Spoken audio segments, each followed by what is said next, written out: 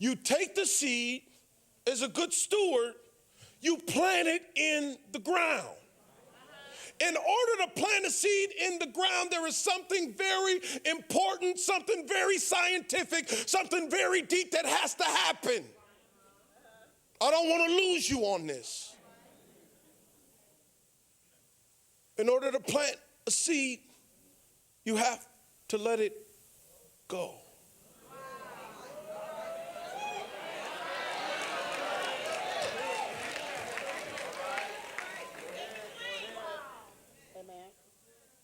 A seed cannot germinate in your hand. Watch this. A seed cannot produce in your hand. But when you drop the seed in the ground, nurture the ground it's been dropped in, it will begin to grow. It will not grow with fruit on it. It will grow small. You'll have to give it time. Other people that see it will see it and not even know it's an apple tree, but you know it's an apple tree because you planted the seed. It will have to endure some hard times. When it's storming outside, the tree will have to endure. When it's snowing outside, the tree will have to endure. It does not get to come inside for unfavorable seasons. But if you give it time, after a while, guess what happens? It starts to produce apples. And in each of those apples are more.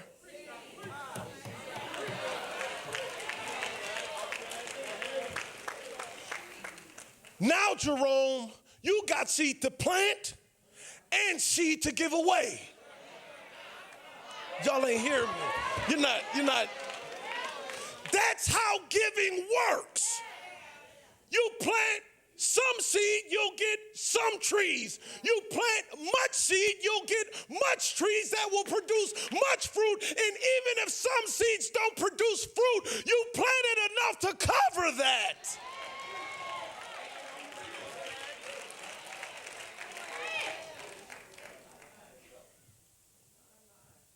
Physical impact. Says she prepared my body beforehand. Here's how your giving has physical impact. We are a church of 60 plus ministries. We minister in the community. We minister to people with needs. We minister to Uganda. We minister in Haiti. We minister all over the world, helping to meet the needs of people so we can give them the gospel of Jesus Christ, because we have found that it's much easier to convert somebody who is hungry after you've fed them. It's much easier to convert somebody who's naked after you've clothed them. It's much easier to convert somebody in jail once you visited them.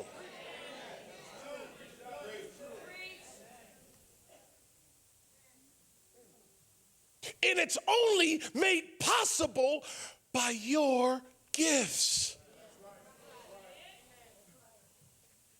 It helps us to do number 3, which is have a universal impact.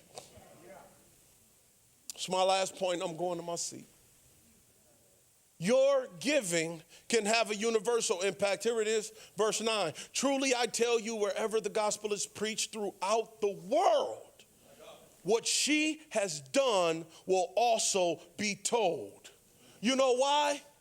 Because in a very critical time, she gave. Remember, I told you the leaders in the church were plotting against him. One of his own leaders conspired with them. And in the middle of this plotting and conspiring, she gave. Don't miss it. Don't miss it. I told you earlier, Devontae, it was an opportunity. It was an opportunity. She may not have known that it was an opportunity of a lifetime. What you need to know about an opportunity of a lifetime is that it must be seized within the lifetime of the opportunity.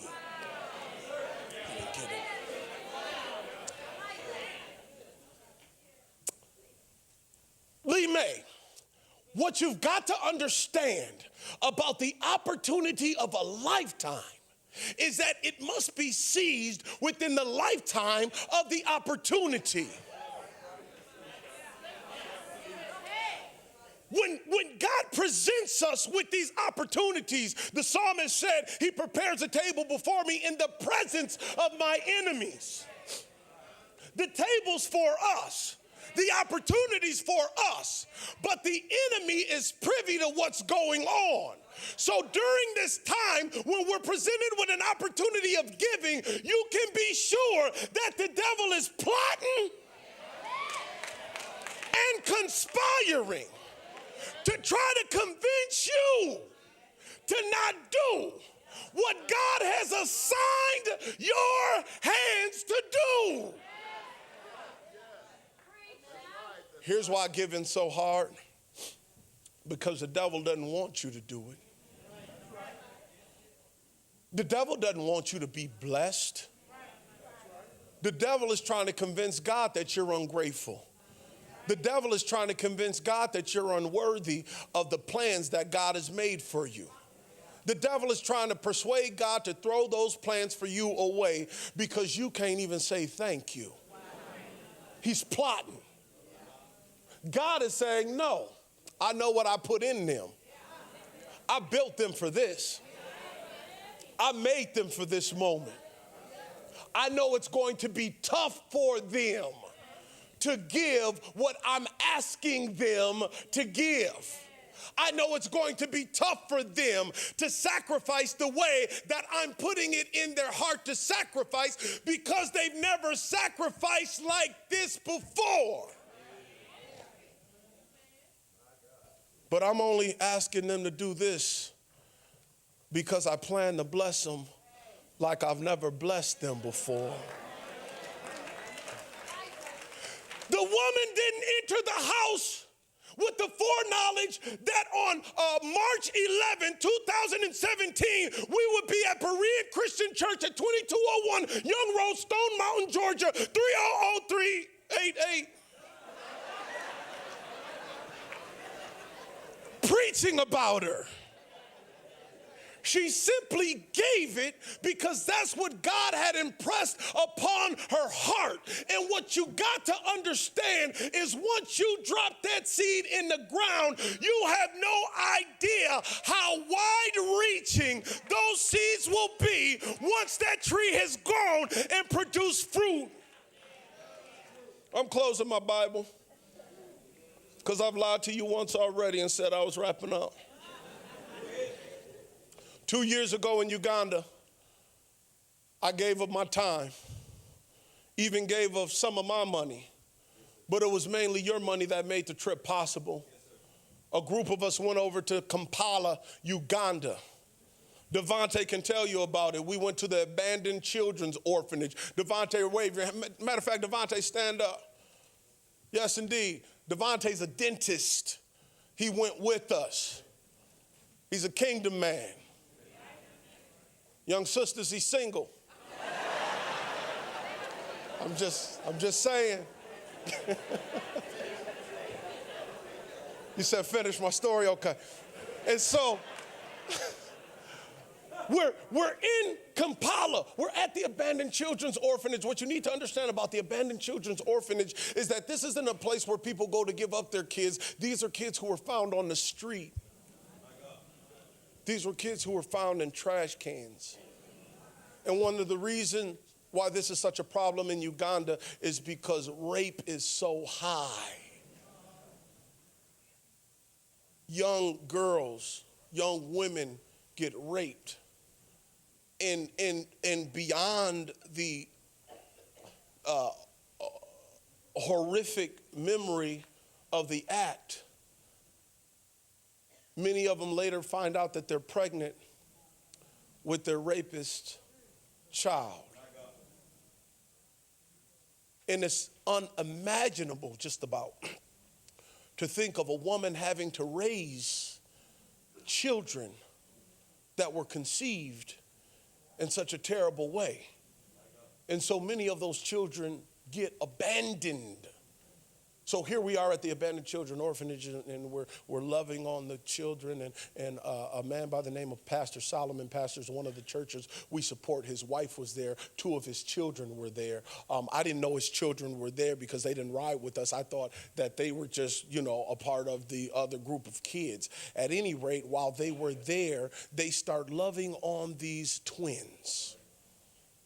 And I have a special place in my heart for twins because I've got twin girls. And it takes a special kind of person. And so they're loving on these twins. Anyway, we leave there the next Sunday. I'm asked to preach at Pastor Solomon's church. And as I'm preaching, I notice Pastor Solomon and the First Lady over there weeping uncontrollably. And I felt like I was preaching good. But I didn't feel like I was preaching that good. And so later I found out that Pastor Solomon's children had come home that night and pleaded with their parents to adopt the 2 twins that they were playing with. Pastor Solomon and First Lady said that there's no way that we could take on another child, let alone 2. We just don't have the means. But the kids were persistent. And so the kids went to their room. They had 2 separate rooms. They consolidated everything in one room, and they went back to Pastor Solomon and First Lady and said, we are willing to give up our room if it would make things easier. Now, if you've ever had your children plead for something, you know that Pastor Solomon and First Lady Solomon did not get much sleep that night. They grappled with it all night because they had never seen their children so excited about anything in life. And having them so excited about something so honorable, but feeling as though they were not in the position to meet the need is something that many of us parents know can tear us up inside. So Pastor Solomon later told me that as I was preaching a sermon entitled, Let Your Life Song Sing, he said God undoubtedly spoke to him through the sermon and told him to adopt the children. That's what he said.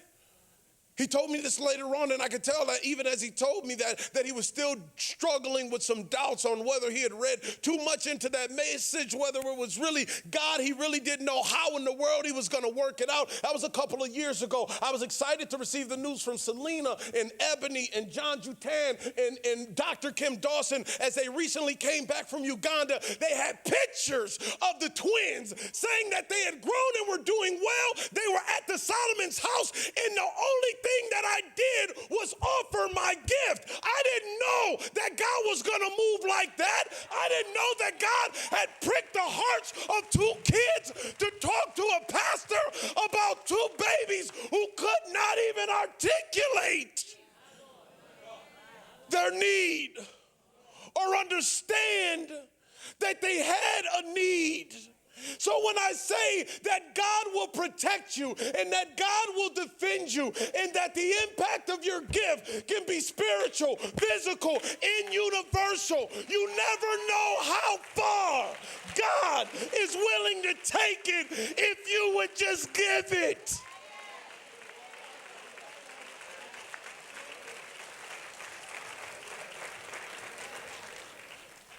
And somebody here today, you've been suffering a life of mediocrity. You've been living way below your privilege. You've been reading the Bible. You've been wondering why things aren't working right for you.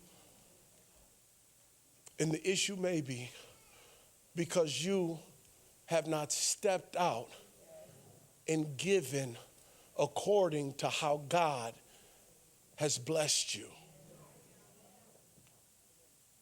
There was a man who had a dog. All night long, the dog would moan. The dog would groan. Sometimes it'd be unbearable at night. The neighbors could hear it. Think, what's wrong with this dog? If he's dying, I wish he would die. So one day, One of the neighbors knocked on the door. Mr. Charles, how you doing, man? Good to see you. Can I come in? Absolutely. As they talked, Mr. Charles's dog just moaned and groaned. Man said to Mr. Charles, can I ask you something? Mr. Charles said, sure. He said, Mr. Charles, what's the matter with your dog? He said, oh, you mean all that moaning and groaning? He said, uh-huh. He said, oh, well, he's just moaning and groaning because he's sitting on a nail.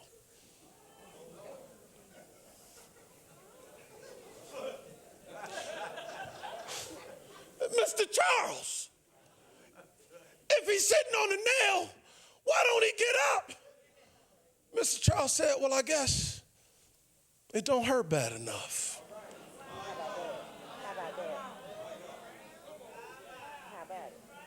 And for some of you, you've been complaining about life. And God's just saying, get up. I want to bless you. Just get up.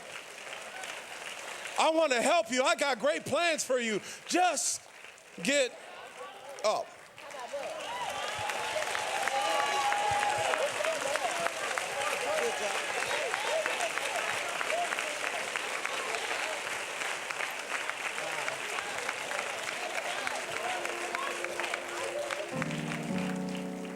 Can we all stand? Because I'm not touching that. I want y'all to take all that home. Man. Y'all give it up for Minister Trace Edwards one more time.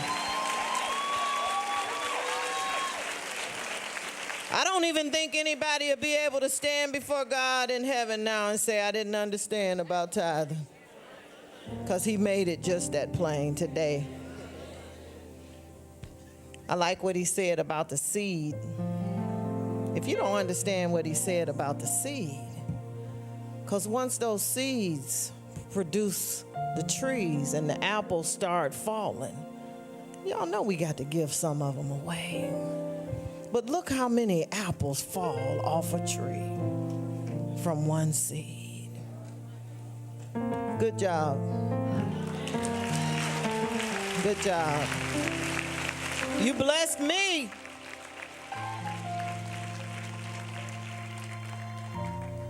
And he said, we're not giving to him, we're giving back to him.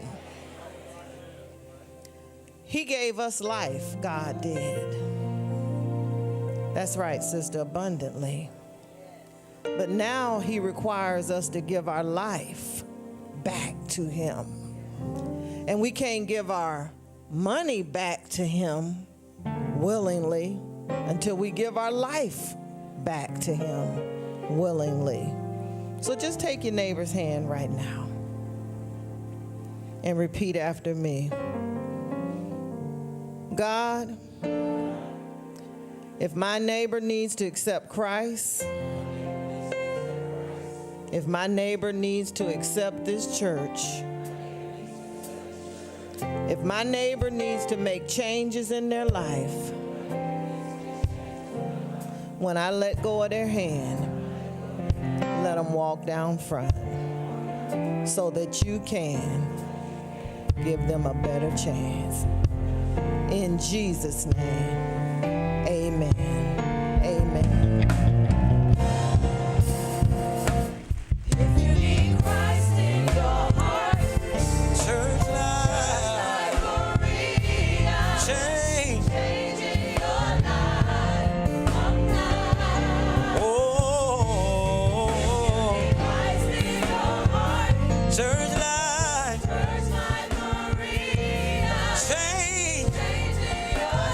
Oh